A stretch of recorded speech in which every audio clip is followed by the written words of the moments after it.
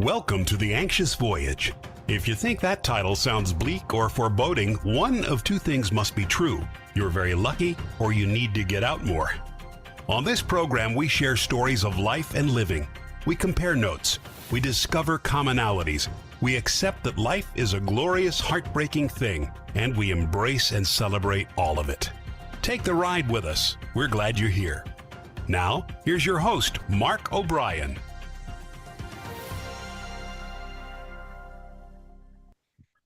Welcome. We are indeed glad you are here. We're coming to you again, and as always, from Middletown, Connecticut, birthplace of Sherwin Williams, whom I'm sure you all recognize as the guy who invented paint.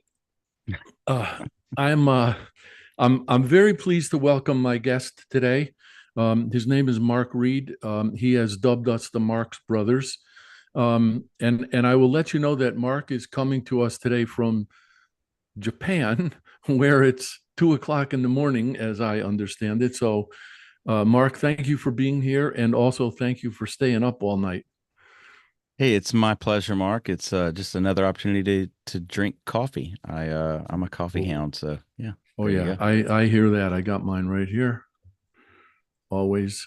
The question then, I guess, is, if you drink that much coffee at 2:00 in the morning, can you get to sleep? Yeah.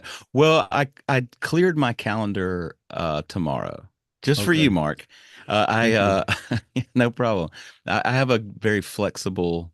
I'm sure as we get into things, I have like three. I don't want to say sources of income. There's three main things I do, and fortunately, all of them have some flexibility built in. So I cleared my morning calendar so I can take a morning siesta. Okay, very good. Let's see if I can do this right. Tomorrow for us is today for you. Correct. I live in the future. Okay. Yes, it is Tuesday. Oh, yes, you do. Okay, so I do want to get into the things that you do to pay the bills, but I would like for you to share with the rest of the folks here who don't know you a little bit of your background. That is to say, Alabama native. Do I remember that correctly? That is correct. Okay, law student, lawyer, professor. At one point. Yeah, and now, God bless you, Japanese paper maker. So, could you take us through that a little bit? Sure. Yeah, because I could have. This was not by design, as you know, our paths in life very rarely are. I could have never imagined winding up being a paper maker in rural Japan. Where do I start? I was born. Did I start like Charles? What is it? What's the Charles Dickens story? The David Copperfield. Anyway, I was born, and I grew up. For the first 21 years of my life was spent in Alabama. So I didn't do much traveling. For me, growing up, going to Six Flags over in Atlanta was the most international I got. And but you know, when you're 12, that's, it might as well be a foreign country. But traveling and going places, it was just, I don't know, it was in my heart from the very beginning. I loved maps. I know that sounds nerdy and dorky and everything, but when I was a kid, I would just like look at maps. I don't know, I was just fast. Still am.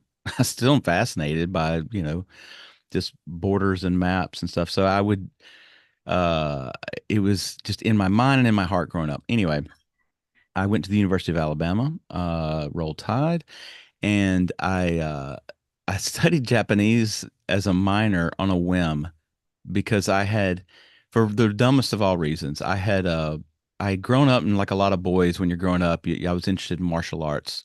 So I had studied judo and aikido and stuff, and all I could do was count to 10, because when we're doing some of the reps, like ichi ni san chi, you learn to count to 10.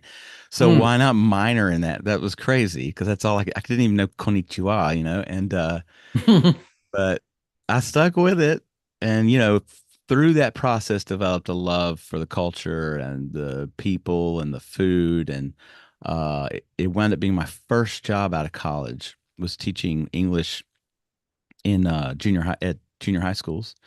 And that just set up the stage for the rest of my life. I haven't been in Japan that whole time. I came and went from there.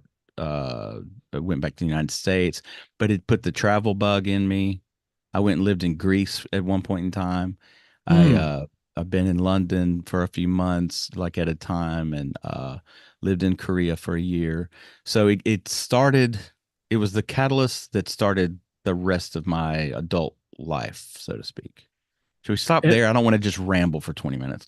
no, no, actually, I would welcome that because your story is just so amazing. So, was it um, different opportunities to work that led you to all of those places? No. Just wanderlust? Yeah, more of that. Because the Greece one, I'll tell you this just a brief story about what happened there. So I'd spent my first year in Japan, and then I came back to the United States to go to grad school. I went to Florida State, go Seminoles, for the master's degree in philosophy and ethics Hmm. via the Department of Religion. So, as you're well aware, I'm sure there's not a lot of want ads saying philosopher wanted when you finish your master's in philosophy. Hmm. So I'm like, well, what do I do now? And so I I I was watching a TV show that was on A&E, and back then there was a show called the Top 10. And each week they featured like top 10 things, so top 10 cheeseburgers in America, whatever. And I happened to be watching I'm telling this is 2 a.m. talk. I'm telling the wrong story. I am telling a story that comes after Greece. I'm trying to tell you how I got to Greece. No, no, no. I'm sorry. Let me Don't just be back up a little. Let me back don't up a be little. sorry. It's real close in the chronological order of things. When I finished that master's in philosophy, okay, I also didn't know what the hell I was going to do with my life at that point. I did the backpacking thing through Europe.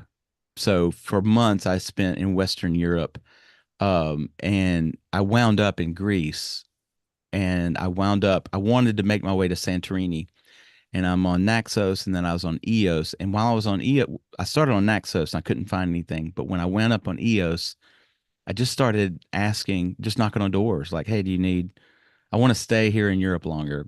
Do you need somebody to pull weeds or paint these white and blue, the Greek houses you see in calendars and stuff?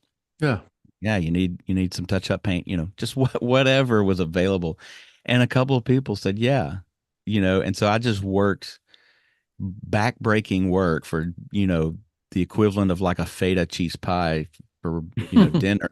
I worked for nothing, but it was a chance for me to just live on a Greek island for months. But I was young and able to do such things back then. Anyway, that's how I got to Greece. Sorry. Go ahead. No, I love the idea that you said before that travel was in your heart.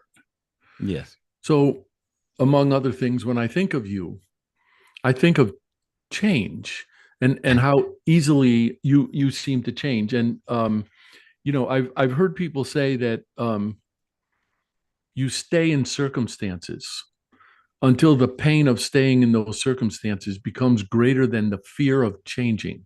Hmm. You That doesn't seem to be true in your case. And what do you think it is or was about you that made you so receptive to that? I love that expression. And you know what? It may be true in my case, but it's the pain of boredom for me. Yeah. It's the pain of like, I'm bored. I gotta do something next. I gotta do something else. Which is, admittedly a lot less painful than actual physical pain, being in an abusive relationship and changing because of that. But, after 3 or 4 years of anywhere, I've only now recently in the last 5 or 6 years, come to a place in my life where I'm like comfortable saying, okay, I'm actually going to be okay here, maybe for the rest of my life. Mm. But my whole life was spent like 3 years here, 3 years there.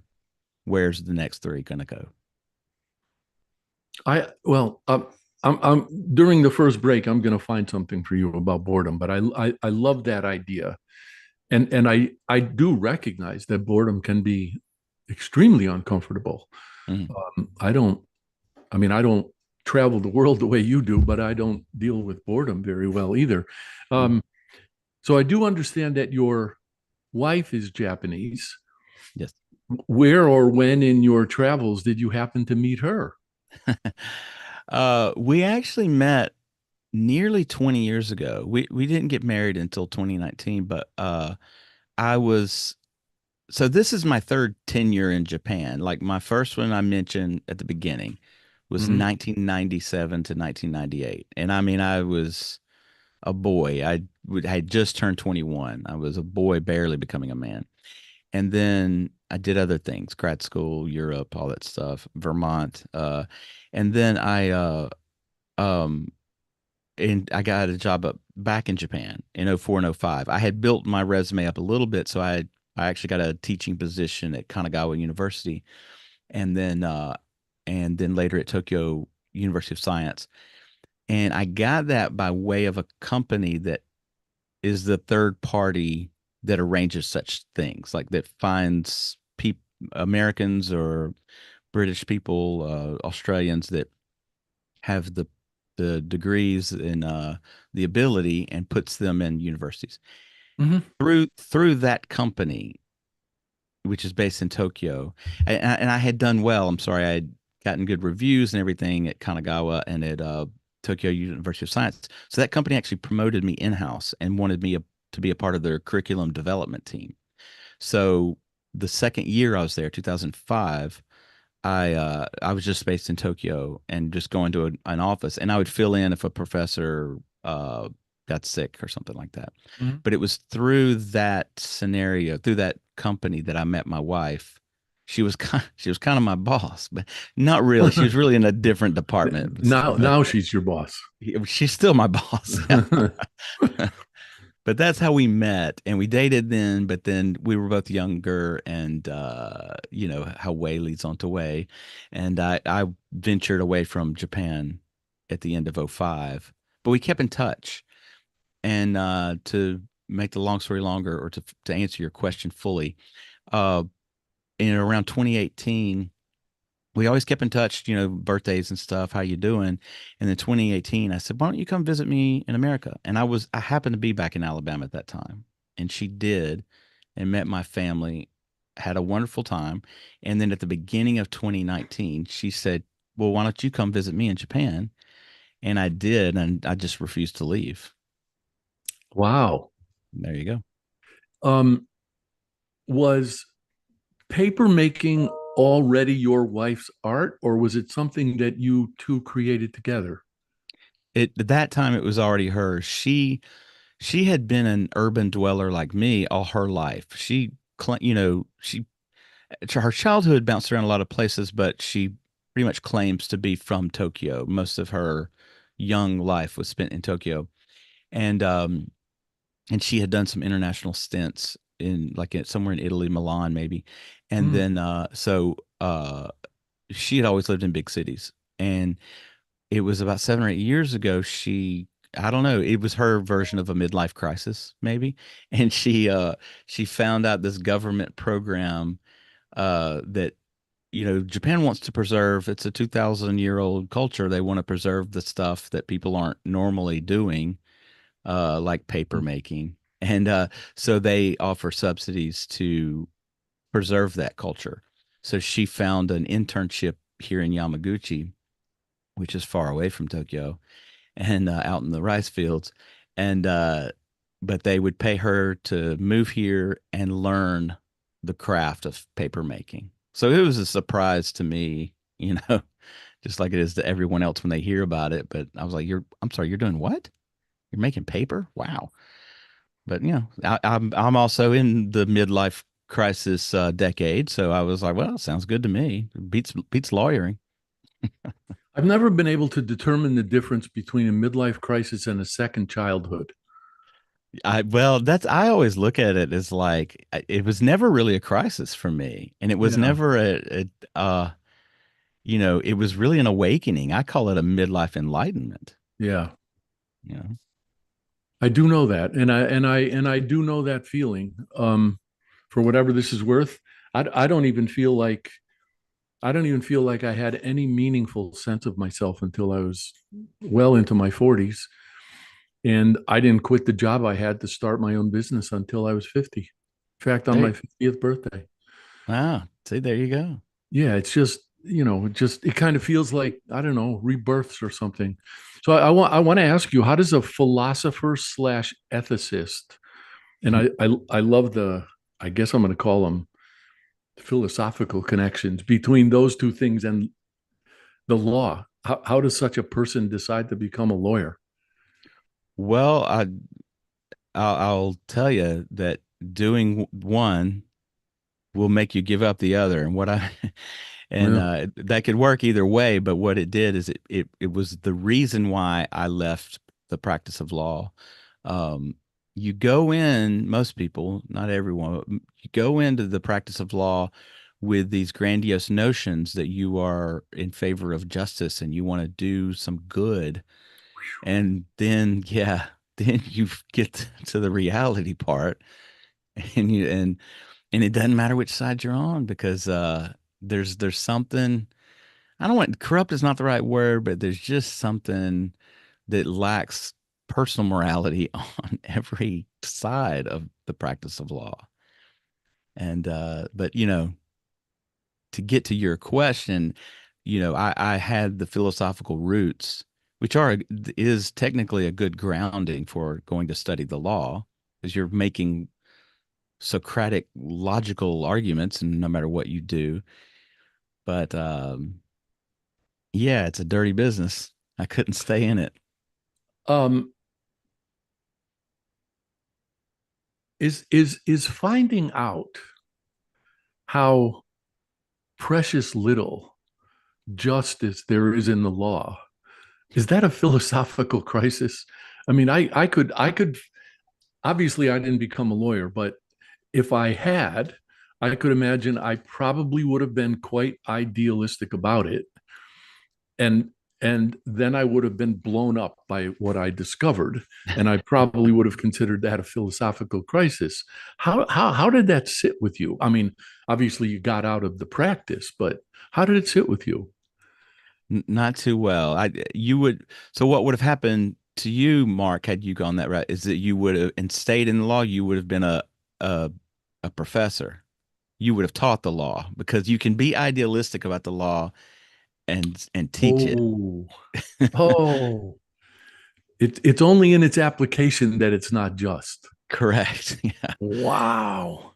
Yeah. And but yeah, it didn't sit well with me. I mean, I would lose sleep at night. And it was the irony is I'm making more money at that time than ever. And I'm sure you've heard money doesn't buy happiness. And Yeah. it doesn't. I can assure you it doesn't. I mean it helps. I'm not saying money's bad. It's nice to have money, but that's not the only thing you need. That's not the only component that will get you to that big H word, happiness. Yeah. I don't have any burning desire to be broke, but Right. there are times when I'll say to people, there are rewards other than money, Hmm. and they'll look at me like I'm nuts. But it's true, and I don't know if this is true, but maybe you just have to live long enough. Maybe you just have to get old enough to recognize that. I don't know. Yeah, I think because it's like, I mean, it's a grass is greener on the other side kind of argument because when you get money, you then have both lawns. You don't have to look at the other side, and then you realize like it's just grass on both sides. Like Yeah, you know what I mean? It's like sure, money is nice and it gives you opportunities to do different things. You can't deny that, but after a while, there's still that lingering feeling of like, well, is this all there is? Just more, I can buy more toys now, I can do, and toys are nice. Go and play, travel's nice. Like I said, I'm not saying don't seek a few bucks and you're like, don't go after wealth. Wealth is fine, but there is more to life than wealth. Yeah, I've among the things I've learned is that what appears to be a quote unquote perfect life is not. And I've known people who have lived what seemed to be perfect lives, and people whom I thought, and maybe I didn't think enough, but I thought they had it made. Me too. And found out I was wrong. Even in some instances, had those people take their own lives because they were so miserable, and I didn't know it. Well, I know we're coming close to a break, but because I don't want to dive too deep before we have to cut it in the middle, Okay. but a topic that we might discuss that it's just been on my mind lately is regrets, like, because I'm of the opinion that we you're no matter what you do, you'll have some sense of regret about something. But when you realize that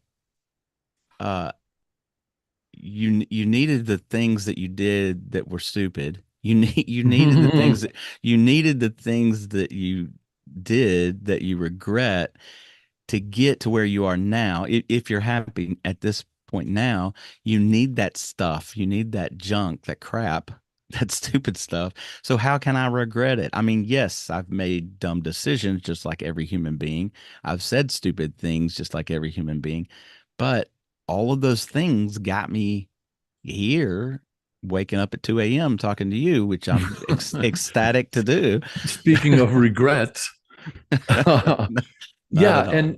and also I would imagine it goes without saying that all of those things that you wish you hadn't done, whether you categorize them as regrets or not, if you're halfway awake, they're also opportunities to learn.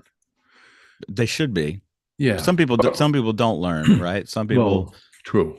but yes, they ideally, you, instead of going back and feeling pain all over again for that stupid thing you said in sixth grade, which, it's dumb to have, when you think about some embarrassing moment from 30 years ago and you feel embarrassment all over again, and then you realize, like, I'm probably the only person on earth that even remembers that moment. Yep. Yeah. Instead take that energy and say, all right, well, what's the lesson? And then just make yourself a better person from, having done whatever it was. Agreed. Okay, let us take that first commercial break right now, and we will come back, pick it up again with regret, and we'll see you all in 3 minutes.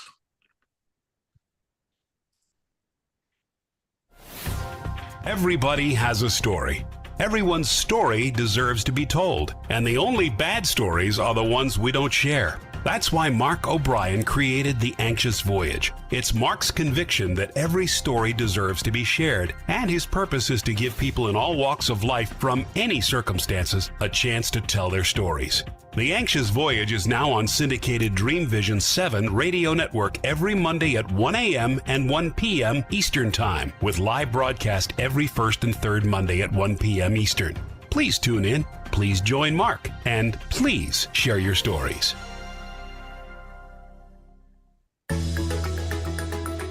Ever wonder what it's like to have your own radio show? Well, wonder no longer, because you can dip into the radio airwaves by being host for the day on syndicated Dreamvisions 7 radio network. It's a fabulous way to get your radio feet wet. It's an opportunity to market your business, modality, or book. Have a guest, mention a sponsor, and take callers. Or you may want to facilitate a lesson by going solo. It's up to you. Listeners can be online, mobile, in cars with Bluetooth, or listen through Amazon's Echo by asking, Alexa, play Dreamvision 7 Radio Network. For more details, go to dreamvision7radio.com and click on Host for the Day.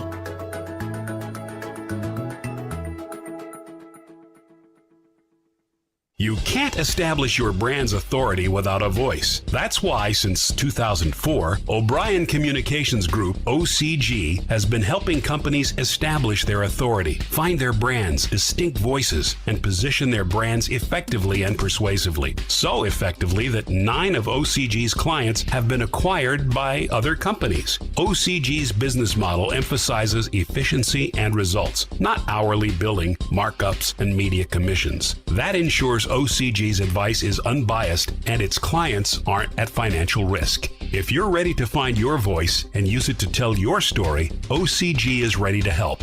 You can find O'Brien Communications Group on the web at o'briencg.com. That's OBRIENCG.com, or call 860-944-9022. Calling all authors. Have you been considering an audiobook? Well, look no further. Come take advantage of Dreamvisions 7 Radio Network's unique in-house audiobook production, which includes benefits and bonuses from our radio station. Let our knowledgeable staff guide you to create the audiobook you've always dreamed of without breaking the bank. Check out our full one-stop service from A to Z, including the ACX process. Schedule a free consultation by calling 508-226-1723. That's 508-226-1723. Or go to dreamvision7radio.com. This is Dreamvision 7 Radio Network, uniting mankind with universal love. Our shows are created from the heart, bringing each listener to a place of divine enlightenment. Breathe, relax, and enjoy. Let life flow. Welcome back, everyone. Thank you for staying with us. Mark, welcome back to you. Before we jump in here, I told you that I was going to share something with you about boredom. And I'm not a guy who has ever responded to Louisville Sluggers. If you want to get something through my head, it's most effective to use a Nerf bat. So I found this, believe it or not, can you see this? Yeah, in a book called Fool's Paradise. Yes. By a guy named John Girach, who is nominally a fly fisherman, but he's a philosopher. And he wrote this: I've come to think that getting bored only means you've failed to master the fine art of doing nothing when there's nothing to be done. A skill you can learn from any house cat. I absolutely love that. And me too. Going back to regret, which you mentioned just before the break, and sure, I guess coming to think that things that you've done that you regret are stupid. This may not make sense to you, but I frequently, especially when I begin working with clients, I frequently have them say to me, my website is just awful and I'm embarrassed by it and I have to get rid of it. And I always say to them, one, it's a sign of evolution and the evolution of your thinking that you're saying that to me. But I have to ask a question, which is, when you did that website, or in this conversation, Mark, as it pertains to anything that we might have done in our lives, did we deliberately make decisions we knew to be wrong or to be boneheaded or to be destructive? I certainly have. I 100% have. I even questioned at one point in my life, like, do I purposely sabotage myself? Like, yes, for sure. But then there are other times when we just make we make the wrong choice in hindsight. We always think we're making the right choice at the moment that we're making it, right? Yeah. And were any of those situations in which you just suggested you deliberately made bad decisions, were those during or after adolescence? And I ask that because adolescence is the point in our lives when we're supposed to be boneheads. Right. This is really confession time here. And when I was an adolescent, so to answer your question, both. I've done both as an adolescent and then beyond.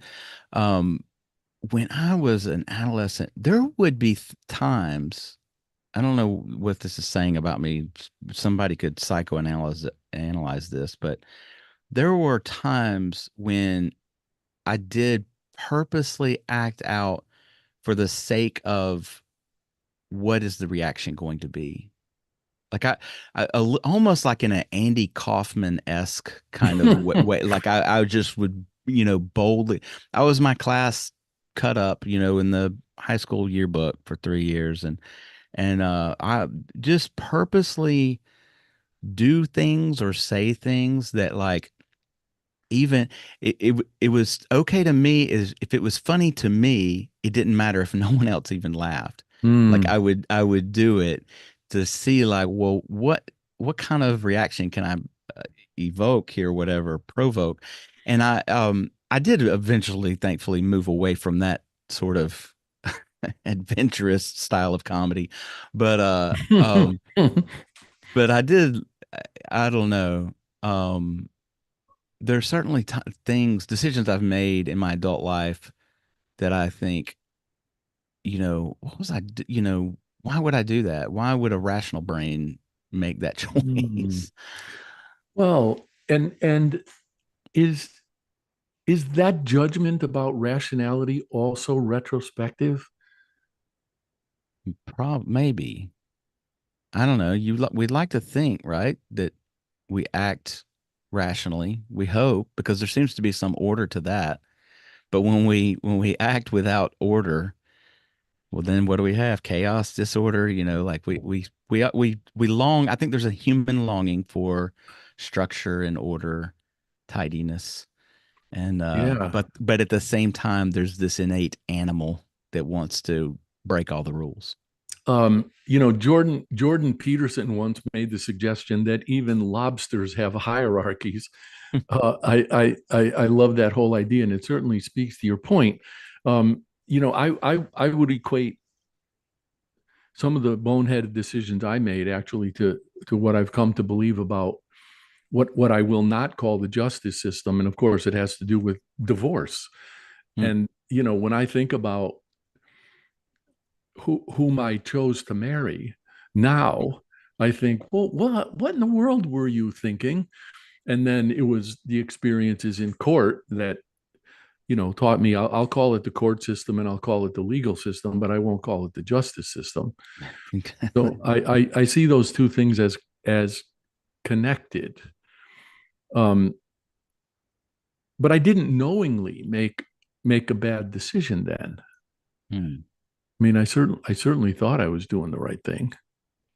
Well, I when I talk about regrets and I'm talking about them in sort of this vague way where people are like, "What all did he do? Did he kill somebody?" And, it's nothing like that.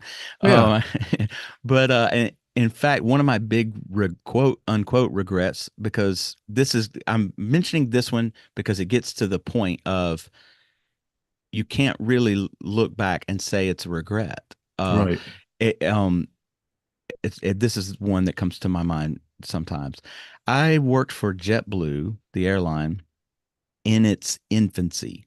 Like I was in the door before it was barely 1 year old. And so I Hmm. even had met David Neilman, the founder of JetBlue.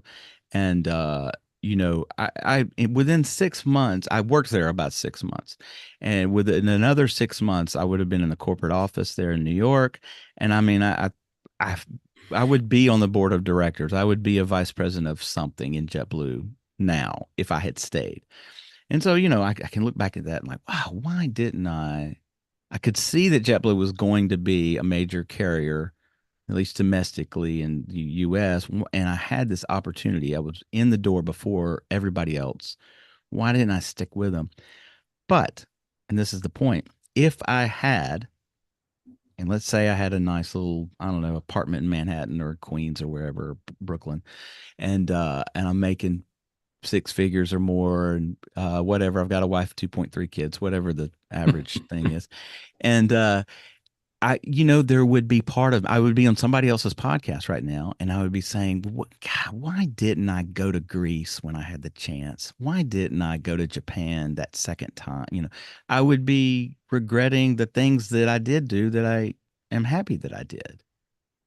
So I can't regret leaving JetBlue, because all of the way leads on to way things led to me being here now, which I love. So I can't regret it. I when I left the job I had at 50, I was terrified.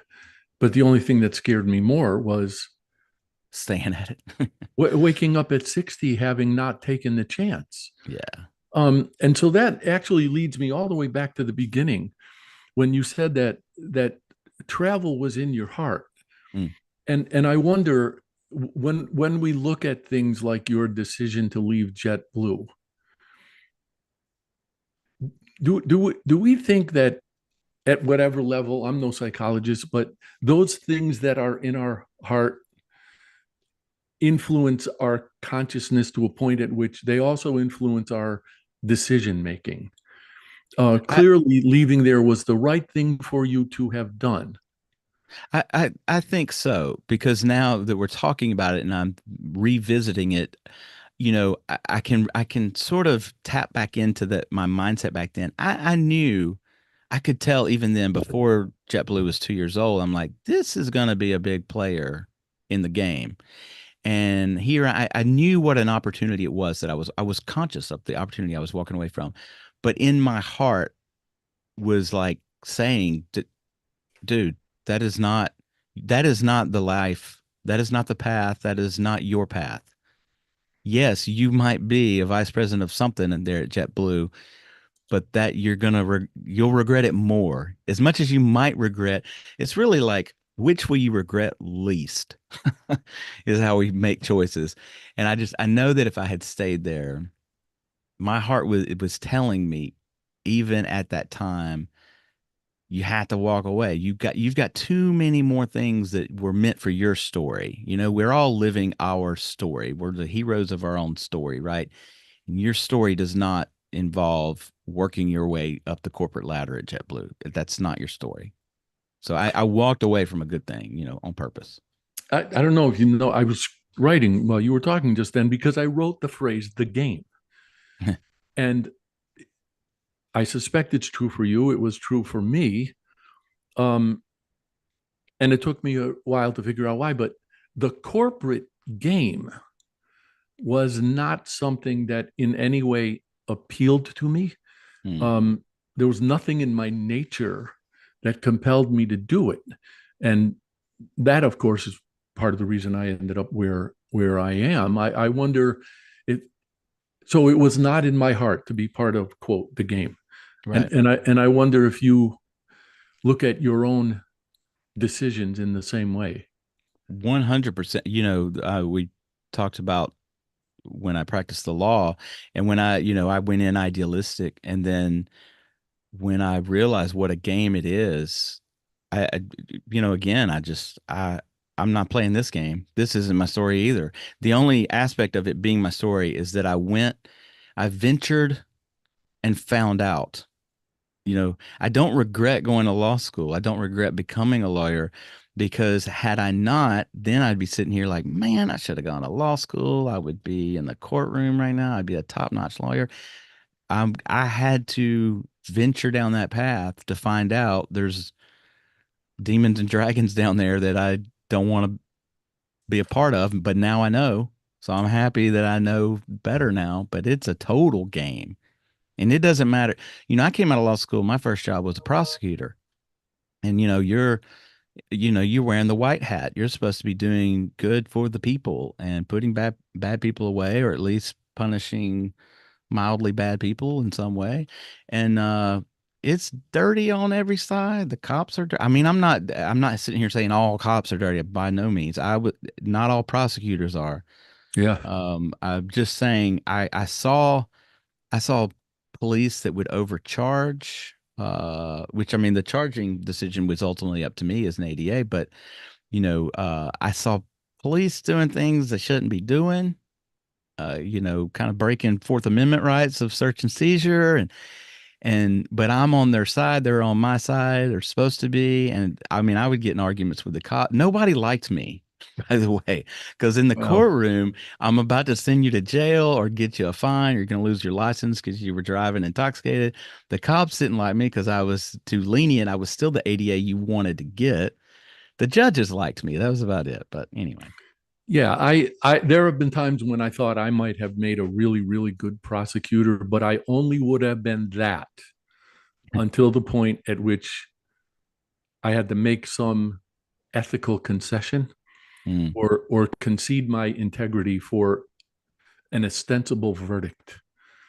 That would have done me in. I want to come back to that actually, but we're going to take our second break right now. Sure. And we'll be back in another 3 minutes. Please stay with us.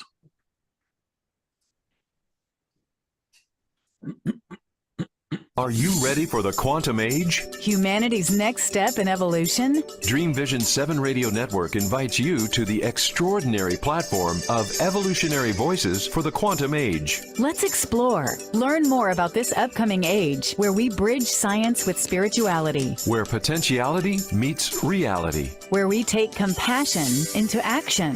Our trailblazers and visionaries will ask the whys, the what ifs, while igniting continuous possibility. Come along with us into an age beyond what we know today, where we can grow together in unity consciousness. Experience evolutionary voices for the quantum age, Monday through Friday at 8 a.m. and 8 p.m. Eastern on Dreamvisions7Radio.com. You can't establish your brand's authority without a voice. That's why, since 2004, O'Brien Communications Group, OCG, has been helping companies establish their authority, find their brands, distinct voices, and position their brands effectively and persuasively. So effectively that 9 of OCG's clients have been acquired by other companies. OCG's business model emphasizes efficiency and results, not hourly billing, markups, and media commissions. That ensures OCG's advice is unbiased and its clients aren't at financial risk. If you're ready to find your voice and use it to tell your story, OCG is ready to help. You can find O'Brien Communications Group on the web at o'briencg.com. That's OBRIENCG.com or call 860-944-9022. Calling all authors. Have you been considering an audiobook? Well, look no further. Come take advantage of Dreamvisions 7 Radio Network's unique in-house audiobook production, which includes benefits and bonuses from our radio station. Let our knowledgeable staff guide you to create the audiobook you've always dreamed of without breaking the bank. Check out our full one-stop service from A to Z, including the ACX process. Schedule a free consultation by calling 508-226-1723. That's 508-226-1723. Or go to dreamvisions7radio.com. Everybody has a story.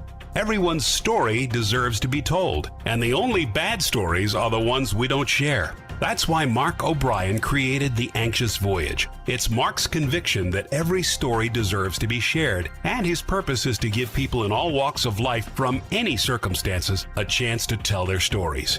The Anxious Voyage is now on syndicated Dreamvisions 7 Radio Network every Monday at 1 a.m. and 1 p.m. Eastern Time, with live broadcast every first and third Monday at 1 p.m. Eastern. Please tune in, please join Mark, and please share your stories. This is Dreamvision 7 Radio Network, uniting mankind with universal love. Our shows are created from the heart, bringing each listener to a place of divine enlightenment. Breathe, relax, and enjoy. Let life flow. Welcome back, everyone. Thank you for staying with us. I was connecting a bunch of dots, I think, Mark, during the break, and I was thinking about change and regret. And just before the break, I wrote I wrote regret, and then right next to it, I wrote curiosity. And a lot of things that I've done in my life, I did to satisfy my curiosity. Maybe extreme examples. Um, in my younger life, I did more drugs than could have been good for anybody. But We, I satisfied my we, curiosity. we would have been good friends. Go. I'm Yeah. just saying, I've been in the same boat. But I satisfied my curiosity and I was all right with that. And, Hmm. one of the people who I would have said had it made asked me when we were in our 40s if I wanted to trip again. And I said, I don't know about you, but I feel like I made it to my 40s, so I don't have to be curious about that anymore. Right. I got tattoos because I was curious about the experience. What is that like? Do you ever think, and I suppose this is regret, but do you ever think about the price of your curiosity? Oh, uh, sure. And in fact, the the blessing or luck, whatever you want to call it, that I made it through those curious times because, I also sampled what the world has to offer in a variety of ways, and so many times, so many ways that could have gone awry. That could have gone in a different uh nightmarish direction, and so glad, so grateful that it didn't. So lucky. And um yeah, my curiosity, it almost killed the cat, almost killed me, but and I think about the quote that you earlier from the book. I've forgotten already the name of the book but you held up, but Yeah, about. fool's paradise. Yeah, and what I loved that quote so much, and when you mentioned the word curiosity, I immediately thought, and in everything you were saying, when I was a young person, yes, my curiosity was leading me to Greece or wherever, or to Vermont, or to California, to South Florida, all these places. And then now my curiosity, it might sound boring to a young person, but my curiosity is right outside my door. I didn't have to go to Greece Hmm. to be curious about the butterfly that's outside of my, there is a world of interesting stuff right where you are, no matter where you are in the world. And it took me 40 plus years to figure that out, that I don't have to go to the other side of the world. I mean, even though I am on the other side of the world, I don't have to keep going to the other side of the planet to find those things. It's right here. It's right where you are. Funny you should say that because just yesterday, um, my sister and her husband were up from Virginia Beach over the weekend and brought us a bunch of plants. And my wife loves gardening. Um, but the ground around here is rock and clay. So to get those plants in the ground, yesterday I was outside swinging a pickaxe, and Nice. it was so gratifying. Mm. And I was thinking, wow, I can still swing this thing with authority. It felt good to get those things in the ground. So I know exactly what you mean. And I'm gonna confess a regret and then, well, certainly a second thought. And then I'm gonna just mention what its benefits have been. I was Sure. on a program recently and somebody asked me if I could name one thing that I really regretted having done, could I do it? And the answer was yes. And when I was in my adolescence in high school, uh, after school one day, I blew up a kid's locker. Oh, wow. Did I know somebody wasn't going to be walking by at the point at which that locker blew up? Nope. Did I know that that person wouldn't take a face or a body full of shrapnel from? Nope. However, those things that I did that were either incredibly stupid Mhm. or things that I did to satisfy my curiosity, those actually informed the way I raised my sons. Hmm. So I do I wish I didn't do some of those things? Yes. But to regret them would be to overlook what they taught me and what I was able to then pass on. And That, I don't think you need to have children to be in that situation.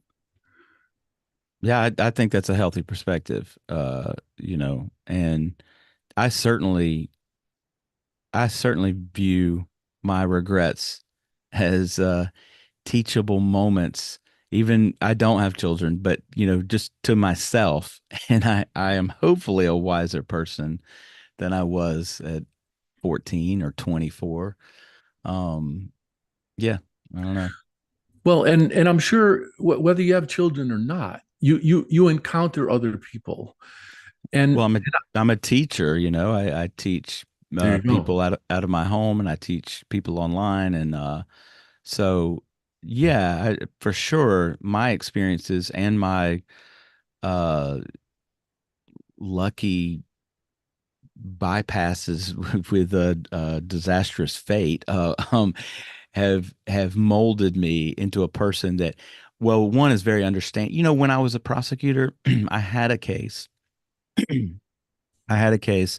This is not one of those that I regret for the game, playing the game. This was a case that I'm glad I was there, that I was the prosecutor on this case, because I worked with about 7 or 8 other ADAs, and the guy whose office was next to mine, we just, I mean, we were philosophically on opposite sides of the Mm. fence. I was the ADA you wanted to get. I was the understanding one. He was one that if the police charged it, I'm doing everything I can to convict you, no matter Oh, what the circumstances. It's like he left the discretion to the police.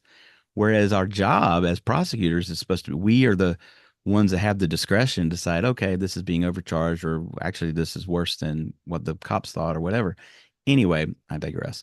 There was a case, this kid, he was driving a car. They were, this is rural upstate New York. And, people who don't know New York they just think New York City. When you get outside of New York City, New York might as well be Alabama. I mean, it's rural. It is like, there's just fields and farms and mhm. conservatives, and, it's, uh, James Carville calls Pennsylvania, which is next door. He says Philadelphia in the east, Pittsburgh in the west, and Alabama in the middle. And New York is almost like that. And anyway, I was an ADA in the rural, in the Alabama part, in the upstate New York. And this kid, he was driving a car. There were a bunch of kids hanging out, age 17, 18, drinking beers and stuff. And a girl gets on his car, and he's trying to be funny. And he revs the car up, and he runs or something. I remember all the details, but she falls off the car and she hits her head. They have to call 911. They have to helicopter air Oh, vac her out of there. She almost died. She almost died. And so he's in the courtroom.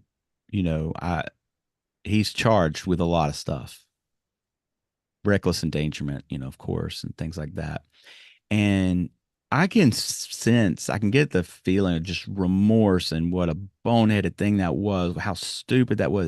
That he feels all those things, and his parents are in there. And I didn't do this, what I did, because his parents were in there or anything like that. I saw myself in the kid, and that while I didn't do that exact boneheaded thing, I could have, I might have. And I mm. know that that kid every day is thinking about the girl that got hurt and all this stuff.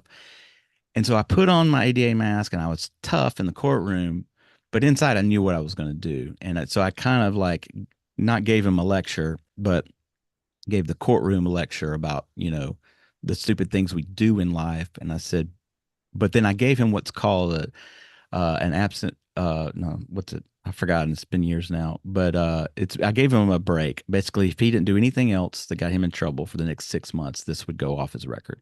It'd Hmm. go away. But if he did something else, if he did an assault or something, or breaking in or whatever, he'd be charged with that and this. He would face the wrath of both. And of course, he was just like sweating and yes sir, went along with it. And I don't know. I tell you that long story just to say that, like, we all make mistakes, and the dumb things I did in my youth got me to the point where I was compassionate towards this kid who did a really dumb thing. You remind me, my wife and I just within the past few days watched Compulsion, which is the fictionalized version of the Leopold Loeb case from the 20s in Chicago. And they were represented by Clarence Darrow, Mm. whose argument, The monkey, closing yeah, argument, went on for 2 hours, yeah. to get these to get their lives spared. So I want to ask you one other question. Um, I think there are some things that we can overtly recognize, whether we're talking about parenting or teaching, that we do to, I guess I'll use the verb benefit, to benefit people. Mm-hmm. Do you think it's necessary to recognize all of those things? I don't.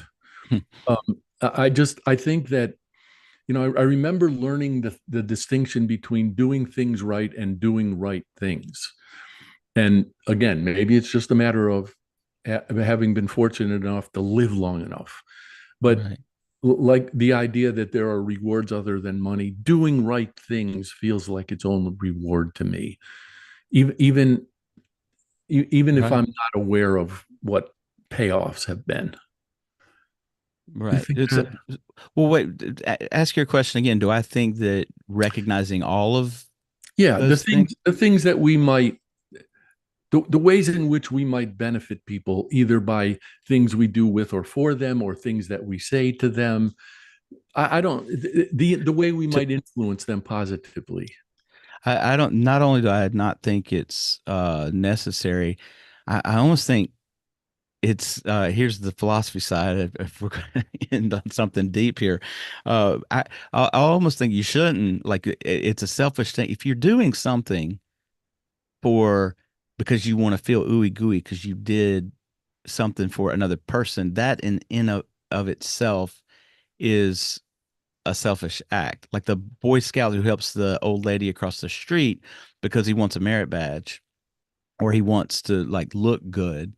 Well, then he's not really doing it for the sake of the helping. He's doing it for himself. Mm.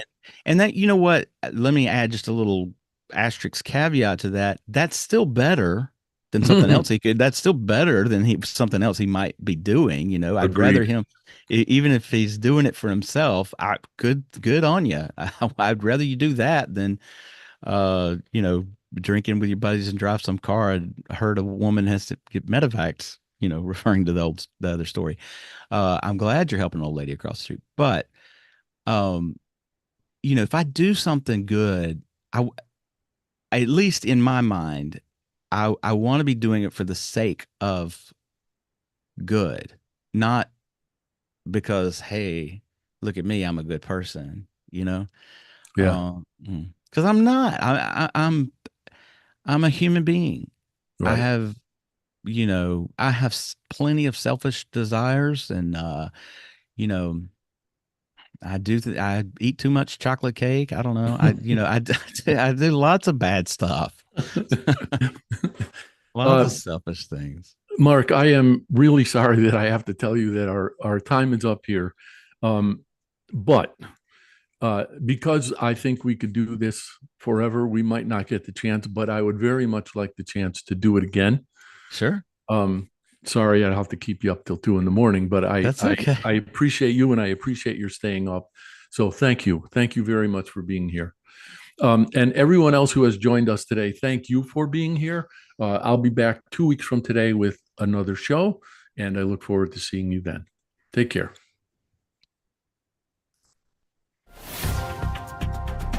Thank you for tuning into The Anxious Voyage, the program dedicated to sharing stories, helping people, and celebrating life. You can see and listen to The Anxious Voyage on syndicated Dreamvisions 7 radio network every Monday at 1 a.m. and 1 p.m. Eastern Time, with live broadcast every first and third Monday at 1 p.m. Eastern. If you have a story to tell, or if you know someone who does, please email the host, Mark O'Brien, at mark@o'briencg.com. In the meantime, please remember, the only bad stories are the ones we don't share.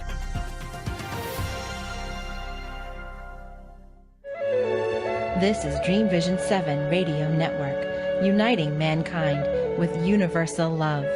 Our shows are created from the heart, bringing each listener to a place of divine enlightenment. Breathe, relax, and enjoy. Let life flow.